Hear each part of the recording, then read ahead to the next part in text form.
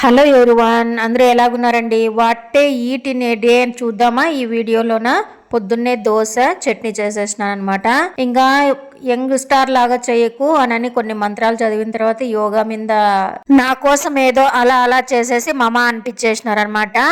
ఆఫ్టర్నూన్కి పచ్చిమిరపకాయల పప్పు, పెరుగు పచ్చడి కాదు, మజ్జిగ చారు, దొండకాయ వేపుడు, అన్నం అనమాట, కారం పొడి ఈవినింగ్ మొక్కజొన్న కంకులు ఒక రెండు ఉంటే అలా ఒలిచేసి నీళ్ల మీద ఆవిరికి అలా ఉడికిచ్చేసినానండి. అందులోకి ఉప్పు, కారం, నిమ్మకాయ చుక్కలు 2-3 డ్రాప్స్ వేసుకుంటే సూపర్ అనుకోండి.